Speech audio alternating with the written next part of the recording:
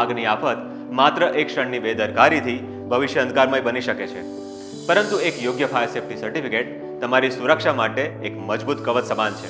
આ પ્રમાણપત્રનું પુનઃનવીકરણ એક નવી સિસ્ટમ હેઠળ વધુ ઝડપી, વધુ વ્યવસ્થિત અને વ્યવસાયિક રીતે થઈ રહ્યું છે.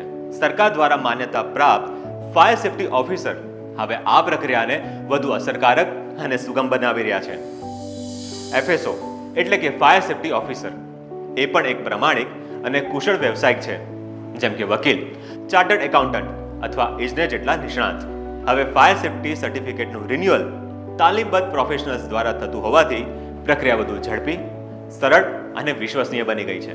યાદ રહે, નિર્ધારિત થયેલ સર્ટિફિકેટ મેળવવાની જવાબદારી ઇમારતના માલિક અને કબજેદારની વ્યક્તિગત હોવાથી તે નિભાવવાની નિષ્ફળતા એક કાયદાકીય જોગવાઈને આધીન કાયદાકીય પગલાઓ તથા દંડને પાત્ર છે. તમારા ફાયર સેફ્ટી સર્ટિફિકેટના રિન્યુઅલ માટેની નવી વ્યવસ્થા કેવી રીતે કામ કરે છે, આ નવી પ્રક્રિયા વધુ સુરક્ષિત અને યુઝર ફ્રેન્ડલી કેમ છે, આવો આ નવી પ્રક્રિયાને વધુ સારી રીતે સમજીએ. હવે બિલ્ડિંગ માલિક અથવા વસવાટ કરનાર માટે તેમના ફાયર સેફ્ટી સર્ટિફિકેટનું રિન્યુઅલ સરકારશ્રી દ્વારા માન્યતા પ્રાપ્ત ફાયર સેફ્ટી ઓફિસર દ્વારા કરાવવું ફરજિયાત છે. અને આ પ્રોફેશન પોતાની સેવા માટે સરકારશ્રી દ્વારા નિર્ધારિત થયેલી ફી લઈ શકે છે.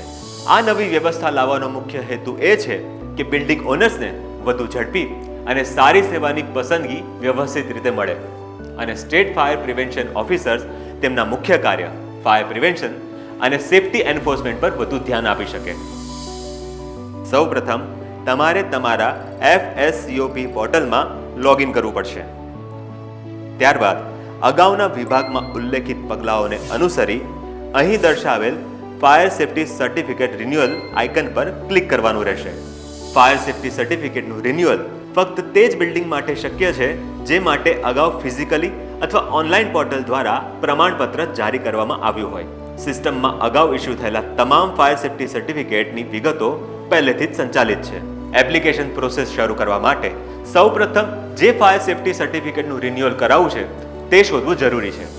આ શોધ માટે ફિઝિકલી ઇસ્યુ થયું હોય તે fire NOC number, system generated fire safety certificate number, building name, owner name, mobile number, email ID વગેરે જેવા કીવર્ડ્સ દ્વારા કરી શકાય છે. તેમજ પોર્ટલ પરની શોધને વધુ સરળ અને ચોક્કસ બનાવવા માટે વિવિધ માપદંડો દ્વારા ફિલ્ટર અને રિફાઇન કરી શકાય છે.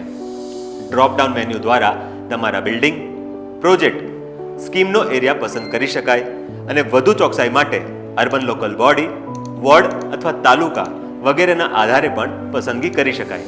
રિન્યુઅલ માટે ફાયર સેફ્ટી સર્ટિફિકેટ મેળવવા માટે તમારી મિલકત પસંદ કરો. જો બિલ્ડિંગ અહીં દેખાતું ન હોય તો સંબંધિત ચીફ ઓફિસર અથવા રિજનલ ફાયર ઓફિસરનો સંપર્ક કરો અથવા ઓનલાઈન પોર્ટલના હેલ્પ વિભાગમાં કમ્પ્લેન નોંધાવો. સ્ટેપ 2, બિલ્ડિંગ બ્લોક પસંદ કરો. રિન્યુઅલ માટે તમારું બિલ્ડિંગ શોધ્યા પછી તમે એક અથવા વધુ બિલ્ડિંગ બ્લોક પસંદ કરી શકો છો જેના માટે ફાયર સેફ્ટી સર્ટિફિકેટ રિન્યુ કરાવવાનું છે. અહીં મહત્વપૂર્ણ વાત એ છે કે જો ઓરિજિનલ ફાયર સેફ્ટી સર્ટિફિકેટમાં એકથી વધુ બિલ્ડિંગ બ્લોક શામેલ હોય તો ફાયર સેફ્ટી કોમ્પ્લાયન્સ સુનિશ્ચિત કરવા માટે તમામ બિલ્ડિંગ બ્લોક્સને પસંદ કરવું વધુ યોગ્ય રહેશે. હવે તમારે FSOની પસંદગી કરવાની રહેશે.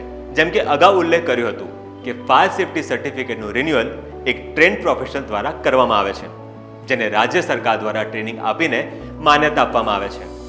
FSOના 3 સ્તર છે: FSO જનરલ, FSO એડવાન્સ અને FSO specialist. FSO general, advance કે સ્પેશિયાલિસ્ટ શેડ્યુલ્ડ 4ના પ્રમાણે ફાયર સેફ્ટી સર્ટિફિકેટ રિન્યુ કરી શકે છે. એલિજિબિલિટી અને સિલેક્શન માટે સિસ્ટમ ઓટોમેટિક રીતે યોગ્ય FSOની યાદી જનરેટ કરશે જે તમારું ફાયર સેફ્ટી સર્ટિફિકેટ રિન્યુ કરવા માટે એલિજિબલ છે. તમે જોઈ શકશો કે કયા પ્રકારના FSO તમારા બિલ્ડિંગ માટે માન્ય છે અને પછીના સ્ટેપમાં તમારા પસંદગીના FSOને સિલેક્ટ કરી શકો છો. સ્ટેપ 3, ફાયર સેફ્ટી ઓફિસરની પસંદગી. તમારા પસંદ કરેલા બિલ્ડિંગ બ્લોક્સ અને પ્રોપર્ટીનું ઇન્સ્પેક્શન અને રિન્યુઅલ માત્ર યોગ્ય કેટેગરીના ફાયર સેફ્ટી ઓફિસર દ્વારા જ થઈ શકે છે.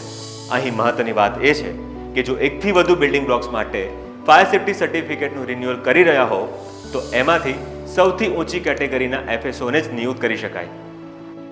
જો તમે કોઈ FSOને ઓળખતા ન હો તો તમે FSOના કરંટ એડ્રેસ અને પ્રિફર્ડ વર્કિંગ ડિસ્ટ્રિક્ટ અથવા રિજન જ્યાં FSO કાર્ય કરવાનું પસંદ કરે છે એના આધારે પણ FSOની પસંદગી કરી શકો છો.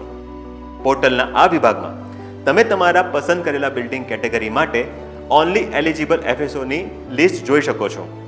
જો તમારા બિલ્ડિંગ બ્લોક માટે કોઈ એફએસઓ દેખાતો ન હોય તો ફાઇન્ડ એફએસઓ ટેબ પર ક્લિક કરીને તમામ એફએસઓ માટે સર્ચ કરી શકો છો. સ્ટેપ 4, રિવ્યૂ અને રિન્યુઅલ એપ્લિકેશન સબમિટ કરો. તમારા પ્રોપર્ટી, બિલ્ડિંગ બ્લોક અને એફએસઓને પસંદ કર્યા પછી તમે એપ્લિકેશનને રિવ્યૂ કરી આગળની પ્રક્રિયા માટે સબમિટ કરી શકો છો. સંબંધિત સર્ટિફિકેટ માટેની સરકારશ્રી દ્વારા ઠરાવેલ ફી ઓનલાઈન પેમેન્ટ કરવાની રહેશે. એપ્લિકેશન સબમિટ કર્યા પછી એફએસઓને ઓનલાઈન ઇન્ટિમેશન મળશે અને તમે રિન્યુઅલ માટે તેમના સાથે ફોલો પણ કરી શકો છો. એફએસઓના ચાર્જિસ પેટે ચૂકવણી તમે રિન્યુઅલ પહેલાં, રિન્યુઅલ દરમિયાન અથવા પછી પણ કરી શકો છો. જો રિન્યુઅલ પ્રક્રિયા દરમિયાન કોઈ મતભેદ કે વિલંબ થાય તો તમે FSCOP પોર્ટલના હેલ્પ વિભાગમાં કમ્પ્લેન્ટ નોંધાવી શકો છો. એફએસઓ સર્ટિફિકેટ અપ્રૂવ કરશે પછી સ્ક્રુટિનાઇઝ માટે CFO અથવા RFO પાસેથી અપ્રુવલ લેવાનું રહેશે. પછી એફએસઓ સર્ટિફિકેટ ફાઇનલ આપી શકશે.